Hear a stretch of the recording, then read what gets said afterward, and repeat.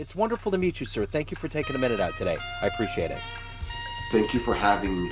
Yes, sir. So let's begin our journey into your work by asking you this. 5 years ago, this pandemic threw everything into so many levels of disarray and unknown.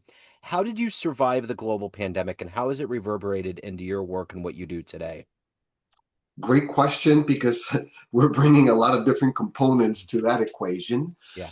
Well, one of the components was also that I suffered a traumatic brain injury. I have brain damage. So not only was I stuck in the pandemic, I had brain injury, and I had a new startup all at the same time. Yeah. And this startup, we tried to fund it by selling it to a publicly traded company so we would get some stock and then get some money to operate. We went to the altar with three different companies all the way through in the mergers and acquisitions scenario. We were asking for $2 million in funding. And I think we had a valuation of $10 million for our company. And we passed all of their audits. And then at the end, well, we're getting the cash, we're having this problem, we're having that problem. It fell through every single time. And now it was panic mode. How do we pay employees? We don't have money for payroll. And we did two things. One, I looked at my partner, Sandro, and I said, you know what? We can do this ourselves. Let's go public. We can go public. We don't need an investment banker. We've done this before, by the way. It wasn't our first radio because it's scary. Yeah. And I think it was at that time my fourth public company. I've done five. And he said, okay, let's do it. At the same time, we couldn't have any sales because all of the buyers, we were doing CBD products. And the buyers, because this is a consumer packaged good, all of the buyers were no meetings, no new products until this COVID thing passes through and ends. And we're like, what if it doesn't end? What if this happens? What if that happens? And before COVID, all of the industry that goes around consumer packaged goods, beverages, vitamins, all of this good stuff was face to face. Yeah. You had to get on a plane, go visit the buyer, go walk through the stores, whatever they are, 7-Eleven, Circle K, Walgreens, Kroger, or Target, or whatever your Whole Foods, doesn't matter. You Yeah. needed to go in person, you needed to talk to the managers, go to the stores, etc. None of that. Okay, let's sell to distributors. Hey, distributor, can we come see you? We're not taking any new products because this pandemic thing. And my boss doesn't want me to travel or take meetings. And really, the culture of video meetings for buyers was not there. Yeah. Now, everything changed. But back then, nothing did. So then, what we decided to do is number one, I decided to do 5 to 10 videos per day. I treated my business as a reality show, but going public. So not just I'm walking around the warehouse because I think that's not very entertaining, Joe, and a lot of people can do that. But we're trying to raise capital. We're trying to get public. We're figuring it out. We need $200,000 for legal fees and attorneys and this and that. How are we going to do it? I don't know. We're going to figure it out. This sort of thing. We're on our way with the meeting with an investor, and we recorded in the car going to the meetings. So we started getting a lot of people looking at our videos. Yeah. Then for sales, I decided to send all of these videos to the buyers. And we put up our own trade show because we relied in previous lives. I've been doing fast-moving consumer goods for 20 years, beverages, vitamins, etc., relying heavily on trade shows. No trade shows. So we said, let's put on our own trade show, like a little one in San Diego. Everybody wants to come to San Diego, even if it's COVID, right? Uh-huh. So we started doing videos because it's easy, unedited, just put the camera and put it up. Because when you do 5 to 10 videos a day, there's really, by myself, right? It's really brain damage, and you don't have the opportunity to editing and make it perfect. So one of the lessons for new entrepreneurs, you don't need perfect. You just need to show up. Yeah. So these buyers, we said, come over. It's going to be a day. We're gonna give you masks. We had a factory in San Diego. You're gonna go only with your team and tour the factory, so no cross contamination, and then everything else will be outside in tents. We're gonna have Mexican food by a very famous restaurant here in San Diego, catered.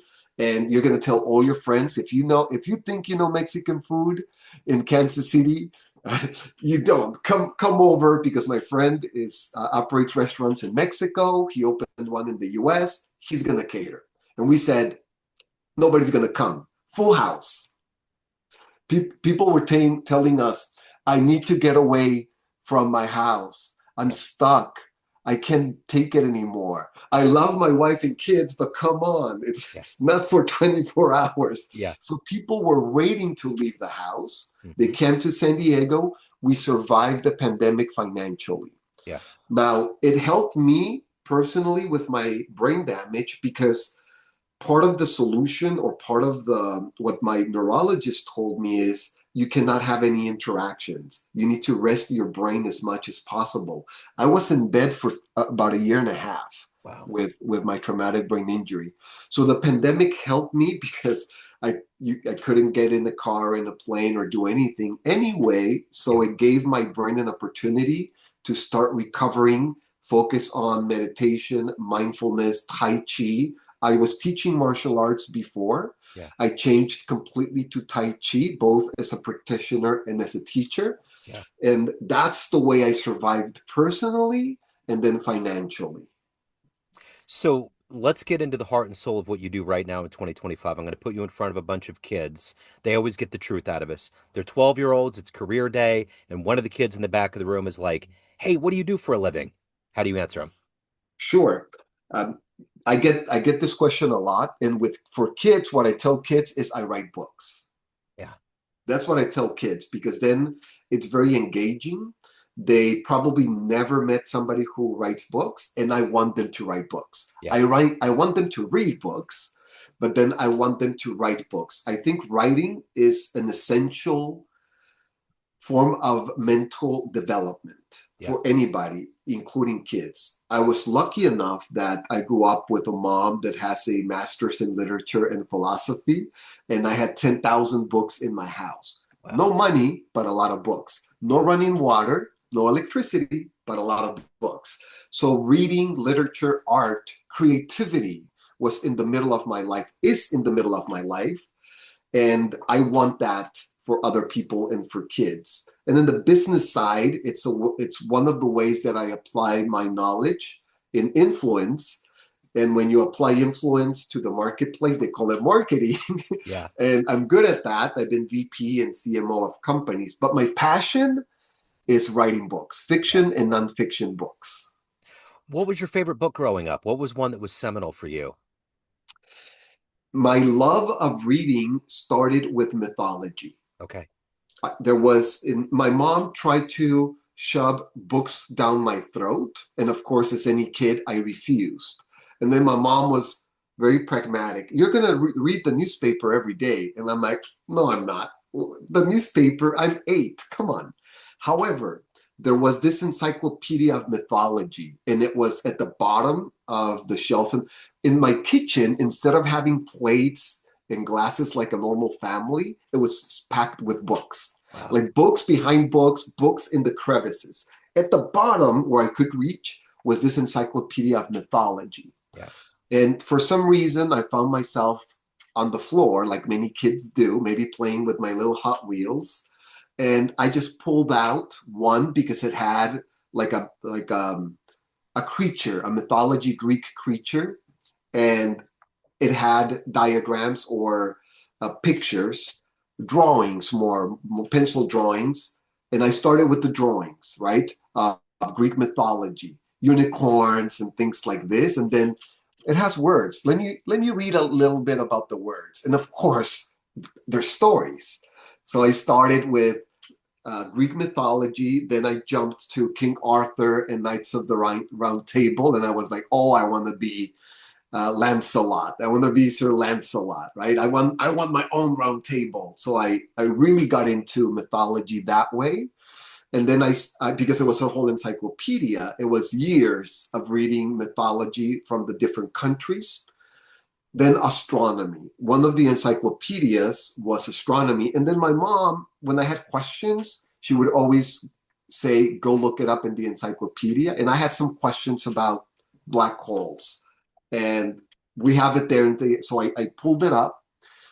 Oh my God, there's more than black holes. There's stars and constellations and the whole bit. I thought astronomy was science fiction. In my brain, I was traveling in a spaceship through the stars, looking at white dwarfs and wormholes and galaxies, and then I got very into science fiction from there because with my young brain, I couldn't tell the difference between astronomy and science fiction, which is good because when you're 8, you don't really go study astronomy unless you think it's science fiction. So that's the way I got passionate about books and reading. It was with mythology first. The oldest stories that were Absolutely. written. Yes. Yeah, that's wonderful. So what did you want to be when you were a kid? When you were 12 years old, what was your dream job? I wanted to be a writer and I wanted to be a missionary. Okay. Yes, Okay. they're still my two goals to this Yeah. day. Yes. So let me ask you this. Who's been that inspiration for you? Who's been that heroic force for you to evolve and become who you are today? I remember in this house where we didn't have electricity or running water, we had petroleum lamps. Back in the day when uh, no cell phones and X generation, I would go get the petroleum from the store, right? So I was 10 carrying a gallon of petrol uh, for the lamps. And then I remember one day waking up to the bathroom. I was 10, maybe it was 2 o'clock in the morning. And my mom, I saw like a flicker coming from my mom's room. So I peeked into the room and she was reading at candlelight and lamplight. And she was studying because she went back to school. She had to go work after sixth grade. She had to go work and help mom, single mom with 6 kids, where the dad left, just Yeah. one day left. So then she grew up when she was 12 and she needed to get a job. But she was passionate about books. So she wanted to finish her high school, get her diploma, and then enroll in college. And of course, for this, you need to study. So seeing my mom studying at candlelight brought something, or maybe I already had it and it just illuminated something in me that I call what's your excuse? And then from there, everything became if my mom did it with 3 jobs, right? And candlelight, and then finished school. I think she finished when I was 14. She graduated from college or 13. If my mom did it, what's my excuse? That became very important. And my mom and my grandma, I lived with both of them, were a powerhouse Yeah. of leadership, ethics. Everything was black and white. And to this day, when I have many decisions, I always think, what would my grandma advise me? Because she was so black and white running her life and so pure in her decisions that I say, no, this is kind of gray. I think I can stay away. But you're going to make money? Yeah, but grandma wouldn't approve. She passed, Yeah. but grandma wouldn't approve. So I'm going to stay away from that. Now, that started my drive. But then my goal was they need to retire because my grandma was selling door to door forever since I can remember, since I was a little kid. Uh, and, in heels, she would make her own clothes. So she was a tailor. So she would tailored. So she looked like $1,000,000, right? 70s. I remember her in her 70s attire with her little suit that she made, hat, gloves, the whole shebang, going on, knocking on businesses, selling them business cards before when everything was printed and you needed invoices and calendars. She sold all of that and she had a print shop. And my mom had 2 jobs, sometimes 3. So then my drive became not inspiration, but now they need to retire. I need to do something. I don't know what, probably be an executive because I was little. And for me, well, I guess I'll be a CEO and then make a bunch of money and then they can retire. And that was my goal, to be an executive. This is in Tijuana, Mexico, growing up. And I wanted to be an executive and then retire my mom and my grandma. Yeah. And that was then the driving force. So, what has been, how have you philosophically balanced this life of business, writing, and taking care of yourself? What's kind of your overall philosophy on that? I think that's a very important question and a very important goal. Luckily, I've had gurus all across and mentors or mages or however we want to call them throughout my life.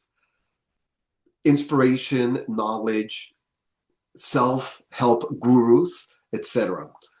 I've always been healthy in my house. My grandmother grew up in a ranch in Sonora where everything was grown. So they had their own cattle and they had their own everything, fruit, vegetables, everything. So that's the way I ate at home back when it was in vogue to do so, right? So I was in a, let's say, keto before keto was a thing, but I called it the caveman diet, right? And my grandma was protein first because I told grandma, I would say, just because you killed the cow doesn't mean we need to eat it all at once. We have refrigerators now. Yeah. And she's like, shut up and eat your meat, right?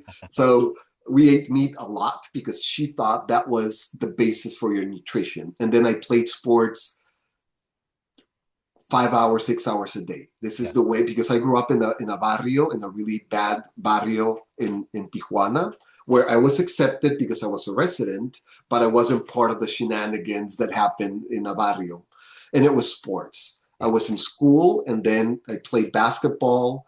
Uh, I would run, skip rope 45 minutes a day, 100 push-ups, 100 sit-ups, like a lot of exercise. Then I never thought that was a lifestyle because you're a teenager and you just think everybody does sports. When I turned 20, I realized in a conversation with my uncle, who's a doctor, he's now in his 80s, and he's always been a self-help guru, nutrition, reading, studying before his time. I was in his house, in his beach house in Rosarito, which is a beach town near San Diego and Tijuana.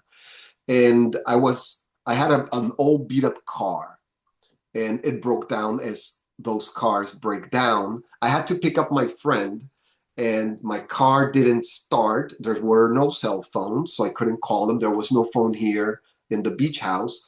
And then my stomach started hurting because I was frustrated and angry and all of these emotions that were internalized. And then my uncle called me over, right? I was sleeping over there. We stayed like for 2 weeks. And he set me down and then he looked at me and he said, "You're not gonna make it." And I went, "What?" Like out of the blue, right? And Yeah. he's like, "You think this is tough? You're at a beach house and you can't go pick up your friend? You think you have problems? You're not gonna make it. This is not a problem. Wait until you're sick. Wait until you have no money. Wait until they fire you from your job. Wait until life happens. You better get your act together right now. Otherwise, you're gonna be 50 and suffering." Message received. Wow. So I went into a self-help road that lasted for 10 years, Yeah. starting with Western and then Eastern, everything, food, um, reprogramming my brain, learning about balance, meditation. I was meditating every day back then. This is 30 some years ago. I was already meditating, doing breath work in the car, and taking the bus with an audiobook, the book on tape, remember? Yeah. With a book on tape and my little Walkman. And I had a commute for college because I went to college in the U.S., 4 to 8 hours a day commute. So that's one nonfiction book per day. Yeah. And that was my goal, to learn through books and then learn to apply knowledge without making the mistakes. So learning from the authors and the authors' mistakes without making the same mistakes in my own body, that was my goal. And then learn, learn about all of these things. I still to this day practice the things that make me happy every day, not big time goals, but habits. My big time goals make me happy for a little bit. And this is, and I read this actually in one of these many books, the happiness hypothesis. And it was the life goals like getting married, having kids, graduating from college, these vacations, they're traps, said the author, because they give you happiness for a little bit and then you might get depressed Yeah. because that's it. I graduated college all this time, all these years, and now I don't have a job. I don't see my friends. I have responsibilities. That's a downer. Yeah. And my goals for happiness are the things that we're talking about right now. Being in the podcast is part of what makes me happy because mentoring is one of the five things that makes me happy. You mentioned exercise, that's another one. Yeah. Meditation can be prayer, meditation, breath work, mindfulness, that's another one. Yeah. Learning is another one. So things that you can do every day. In the car, you can put a podcast on and you're learning. Yeah. So you hit one of the things that makes you happy. And I've had goals. I've sent 5 companies public, Yeah. and it doesn't make me happy. Right. It's cool, Yeah. but drawing makes me happy. Writing 1,000 words makes me happy, and I'm laughing while I think I'm funny when I'm writing, and it makes me happy. So Yeah. that's the way I found uh, the life balance, let's call it. Yeah. Yeah. So let me ask you this, of everything that you've done and accomplished, as you just said about getting companies public and writing and everything that you've done and evolved to, what are you ultimately the proudest of? What am I? What was the last part? What are you ultimately the proudest of everything that you've I done in your see. life? I'm the proudest of two things. Number one, retiring my mom and my grandma. Yeah. I did that when I was 26. I got hired by an executive in San Diego that was German. He brought me to Germany. He took me to Germany, and I wasn't making bank, but I thought I was making bank. Hey, I was living in Tijuana with no running water, and I'm living in the hotel suite in Germany, and I'm an executive, right? So I thought I made it. So Yeah. I sent 50% of my check back home and said, the first day I got my check, Mom, Grandma, stop. You're retired now, and put water in, put electricity, and why not? Let's go crazy, make it hot water, cable, washer, dryer. What we think it's normal for me were the luxuries. So I'm very proud of that because that was my lifetime goal. I was 26. The second one was this. I don't have children. I'm married and I don't have children. I have a big extended Mexican family on both sides of the border. And some of the parents, a lot of the parents, put me in their will. If something happens to me, you guys, my wife and I, you guys are raising my kids. So it happened once, then it happened twice. It even happened with friends. And then I said, okay, I think we're doing something right. If other parents said, because they have brothers, they have siblings Yeah. and parents, and they didn't choose them, they chose us. And I felt really, really warm inside when that happened. Yeah. And when I see now, these kids are now, most of them are grown up, although we have some little ones in the family. But when I see them all grown up, I say, hey, I could have raised that kid. That's amazing. So I'm very proud that they chose me for that. Those are my two proudest moments. And don't get me wrong, I've written over 10 books and I'm proud of those things. However, they don't compare. Yeah. I get it.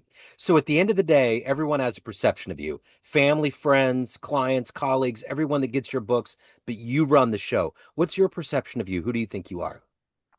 I think I'm a writer.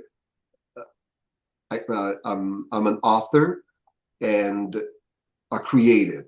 I live my life around creativity. Even in business, I do it with creativity. And I think that's the way I'm perceived from family, friends, even business. Business, it doesn't start that way, of course, because they don't know me and there's a report building aspect. And I'm very businessy and I wear a suit and et cetera, et cetera. However, once they meet me and know that I'm so quirky and I'm so into art and literature and all of these music, and then they say, "Oh, okay, so you're not this corporate guy. You're actually a quirky writer that just likes business," and I like it. I like that perception. So if anyone wants to pick up the latest book, Marketing Karma, or any of your other wonderful books, or reach out, any of the good business, where's the best place for them to go? They can go to jorgeolson.com, which is my name, JorgeOlson. And there I have webinars and newsletters that they can get. And my book is available everywhere. My latest book is Marketing Karma. And it's basically what we talked about, being good, a good person, Yeah. adding value, and then people will take care of you. And that's sold everywhere, bookstores, Amazon, libraries, etc. Yeah, and I will put those links in the show notes. What a refreshing, wonderful story. Thank you so much. Just wonderful. Like the just imagining your house with all the books and all of that, it just kind of reminds me of some of those early Harry Potter films where it was kind of this cozy little environment with all of this knowledge and things going on. What a great, that had to be just a wonderful upbringing to be It, around that level of yes, love. it you hit it right there. It was love because we Yeah. didn't have all of these things, but I grew up with so much love in my house and in my family that I didn't develop any problems, any mental problems, and anything. My mom always told me, even though we were poor, she would say, "You belong in every table. It can be a board of directors table, it can be an executives table, it can be a reading club. You belong everywhere. So Yeah. don't worry about that part." So growing up, being an executive or sending companies public or being with investment bankers, even though I was in my 20s, I was like, my mom told me I belong Yeah. here. So I guess it must be true. So Absolutely. so that love really carried me Yeah. throughout my life and throughout my career. Yeah, for sure. It radiates. This has been wonderful. Thank you again. Thank you for your story. Thank you for your time. Best of luck on the newest books and everything that comes your way, man. It's been great. Thank you, and I appreciate you. Thank you for having me. Yes, sir. Thank you. Hello, friends. Joe Dimino here. I just wanted to let you know that after 30 years or so, I have finally released my first book of poetry through the mighty Spartan Press here in Kansas City, Missouri. As the creator and host of both Neon Jazz Radio and the Famous Interviews with Joe Dimino podcast, along with being a visual artist, I'm ready to embark on a new adventure and want you to be a part of it. You can get a copy online via Barnes & Noble, Amazon, and actually on the streets in Kansas City at the great Prospero's bookstore off 39th Street. You can also visit joedimino.com for links to the book, to more poetry, and everything in my world, including paintings. Thanks for all of the love and support over the years, and please dig the words.